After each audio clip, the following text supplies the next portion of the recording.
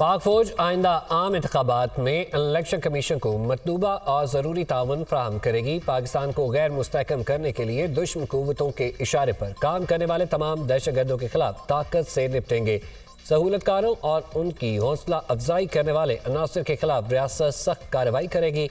Conference के शुरा की जानिब से कलअदम TTP और दीगर दहशतगर्द ग्रुपों की पड़ोसी मुल्क में महफूज पनाहगाहों, वहाँ से आज़ादी के साथ कार्रवाइयों और जदीद तरीन हथियारों की दस्तियाबी पर तशवीश का इजहार। स्मगलिंग, मनी लॉन्ड्रिंग, बिजली चोरी और दीगर गैर कानूनी मुआशी सरगर्मियों की रोकथाम के लिए कानून नाफिज करने वाले अदारों को हर तरह की मदद फराहम की जाएगी। मकबूजा कश्मीर में भारतीय फौज की इंसानी हकूक़ की खिलाफ वर्जियों पर शदीद तशवीश का इजहार। पाकिस्तान अक़वाम मुत्तहिदा की करारदादों के मुताबिक मसला कश्मीर के हल के लिए हर तरह की सियासी, इखलाकी और सिफारती हिमायत जारी रखेगा। Army chief general Syed Asim Munir की ज़ेर सदारत 2 रोज़ा कोर कमांडर्स कॉन्फ्रेंस का एलामिया। कॉन्फ्रेंस को फॉर्मेशंस की ऑपरेशनल तैयारियों पर भी ब्रीफिंग। आर्मी चीफ ने पेशावराना महारत के म्यार को बरकरार रखते हुए तरबियत के दौरान बेहतरीन कारकर्दगी के हसूल पर जोर दिया। कोर कमांडर्स कॉन्फ्रेंस में फ़लस्तीनी अवाम के साथ मुकम्मल यकजहती का इजहार किया गया। गजा में इंसानी हकूक़ की संगीन खिलाफ वर्जियों और जंगी जराइम की मजम्मत। फौरी जंगबंदी के लिए हुकूमती मौक़िफ़ की हिमायत का यादा।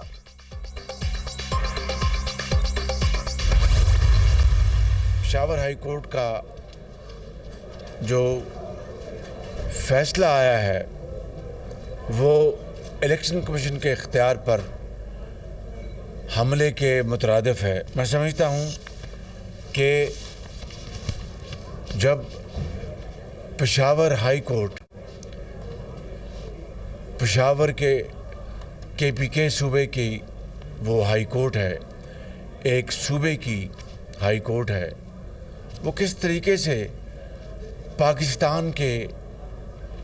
पाकिस्तान भर के मामले को वो उसका फैसला दे सकती है। लाडला कौन है?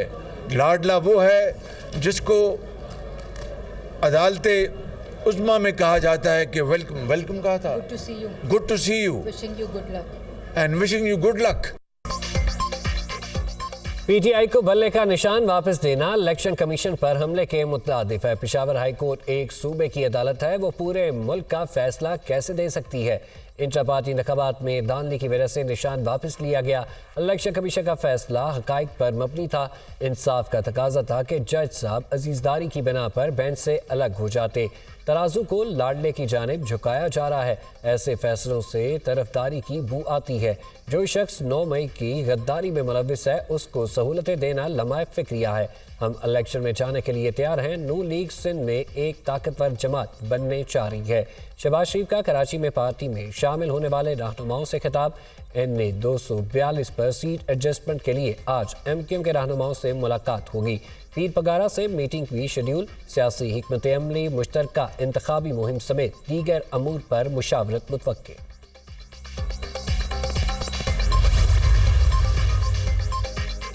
पेशावर हाई कोर्ट के फैसले के खिलाफ इलेक्शन कमीशन की अपील समाअत के लिए मुकर्रर। सुप्रीम कोर्ट ने 3 रुकनी बेंच तश्कील दे दिया। चीफ जस्टिस काजी फायज ईसा की सरबराही में बेंच 2 जनवरी को समाअत करेगा। नॉमिनेशन फॉर्म्स हैं, वो आपको बेहतर मालूम होगा कि ये काम कहाँ हो रहा है। हमारे सखर में तो ऐसा नहीं होता, लड़काना में तो ऐसा नहीं होता। जो लोग ये करवा रहे हैं वो जवाब दे, जहाँ जिनका हुकूमत है वो इस बात का जवाब दे। मैं समझता हूँ कि बिला वजह ये काम किया जा रहा है। इससे आप किसी को इलेक्शन लड़ने से भी नहीं रोक सकते और उनको एक बहाना मिलता है, उनको भी एक तमाशा खड़ा करने के लिए। सबको मालूम है कागजात नामजदगी कहाँ छीने जा रहे हैं। सिंध में किसी से कागजात नहीं छीने गए, जहाँ छीने गए वहाँ की हुकूमत जवाब दे। मुश्किलात का शिकार PTI रहनुमाओं को माजी की गलतियाँ मानना पड़ेंगी, तौबा करना होगी। नफरत की सियासत का खात्मा चाहते हैं। इलेक्शन में लाहौर के अवाम के पास ऑप्शंस होने चाहिए। उम्मीद है कागजात नामजदगी पर एतराज़ात मुस्तरद हो जाएंगे। लाहौर से जीत कर दिखाऊंगा, आम इंतखाबात में सरप्राइज देंगे। हवाई बातें नहीं करते, तनख्वाहें दुगनी और गरीबों को मुफ्त बिजली दी जाएगी। मंशूर पर अमल करके दिखाएंगे। अल्लाह ने मौका दिया तो 10 नुकाती एजेंडा पूरा करेंगे। Chairman peoples party Bilawal Bhutto Zardari की सक्खर में न्यूज़ कॉन्फ्रेंस।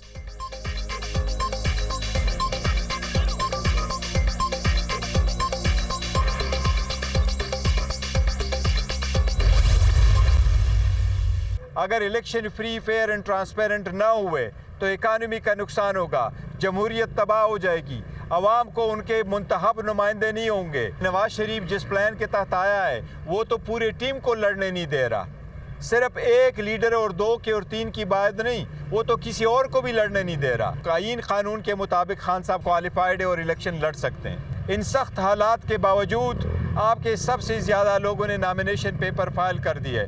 इलेक्शन कमीशन की कारकर्दगी से कोई मुतमईन। बानी पीटीआई का पैगाम है, कारकुन पुरअमन रहे, आखिरी गेंद तक लड़ेंगे। नवाज शरीफ सिर्फ बानी पीटीआई नहीं, किसी और को भी इलेक्शन नहीं लड़ने दे रहे। नवाज शरीफ प्लान के तहत आए, वो नहीं चाहते पीटीआई इलेक्शन में हिस्सा ले। सारे अमल को कौन दागदार कर रहा है, सुप्रीम कोर्ट नोटिस ले। आइन के मुताबिक बानी पीटीआई इलेक्शन में हिस्सा ले सकते हैं। जिन्होंने प्रेस कॉन्फ्रेंस की उन्हें पार्टी में शामिल नहीं किया जाएगा। हर हल्के में अपना उम्मीदवार खड़ा करेंगे। किसी जमात से कोई इत्तेहाद नहीं हुआ। पार्टी टिकटों का फैसला 2-4 रोज में हो जाएगा। टिकटों से मुतालिक अगर किसी ने कोई लिस्ट शेयर की तो वो गलत है। इलेक्शन कमीशन की कारकर्दगी से कोई भी मुतमईन नहीं। निगरान हुकूमत शाम कुरैशी से ज्यादती कर रही है। ऐसी हुकूमत से शफाफ इलेक्शन की तवक्को नहीं की जा सकती। Chairman PTI barrister Gohar Khan की मीडिया टॉक।